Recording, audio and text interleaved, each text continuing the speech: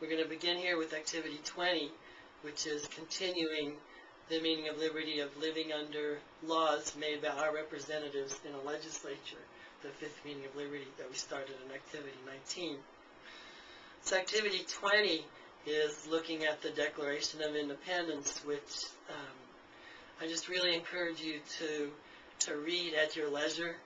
I often tell my classes that on the 4th of July, I sit down with my family and we read it together, which is, very enjoyable for me, maybe less so for the wife and kids, but I think it's good to revisit these principles because these are the principles on which the United States is founded.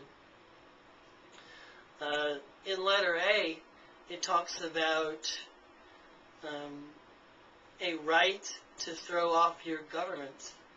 And so the question I have here is, when do people have a right to throw off their government, including by the use of force when necessary? And the answer is when that government is guilty of a long train of abuses and usurpations. So when, for a good long time, a government has been harming its people, then the people do have a right to defend themselves from that government and throw off that government using force if necessary, and to establish a government that will not harm them in the future. The main point I want you to see in letters B, C, and D of this activity is that when the Americans go to list the complaints that they have against Great Britain, they start with these 6 complaints, and they all have one thing in common, which is that the king is finding different ways to prevent them from living under laws made by their representatives in their legislature. Each of the colonies at that time had a colonial legislature with the representatives of the people making laws. Now, the governor was typically appointed by the king, so the representatives in the legislature represented the people, and the governor represented the king. And that'll help to make some of these make more sense.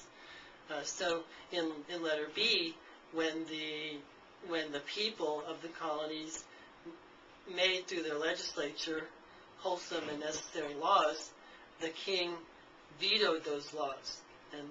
And when he also told his governors not to give their assent to any of the laws of the bills of the legislature until he got a chance to look at it, which he never got around to doing. The problem in both of these cases is that in the end, the people are not living under laws made by their representatives in a legislature. They're not getting to enjoy the right of self-government, in other words, because that's what self-government is. It's living under laws made by our representatives in a legislature. That phrase is used in letter C because the Declaration talks about the right of representation in the legislature.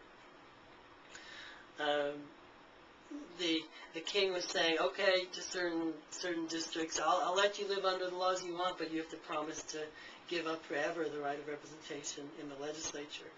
The fourth complaint is that he's having the legislatures meet in very far-off places so that when the representatives got there, they were too tired to oppose him. And so, again, in the end, they ended up not living under laws that they wanted to live under. You can also well, I guess go on to letter D, where you can really kind of see a purpose of self-government that I think a lot of people don't realize. The fifth complaint is that the king has dissolved representative houses repeatedly for opposing with manly firmness his invasion on the rights of the people.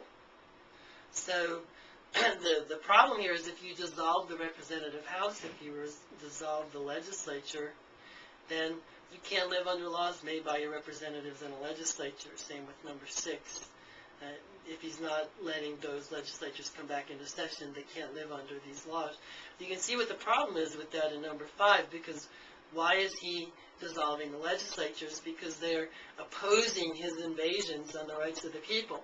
So you can see, and this will be brought out in the next activity, a primary purpose of self-government is to be able to push back against what the government is doing, and in fact, to make sure that the government doesn't do anything that we don't want it to do. If the government, in a society where there's self-government, the government will only do what the people want, and the people don't want government to violate their rights. So self-government is a way to protect ourselves from government. So if part of liberty is living under a government that does not harm its people, self-government is a part of liberty that is essential to make that happen. So that countries that don't have any self-government are typically countries where the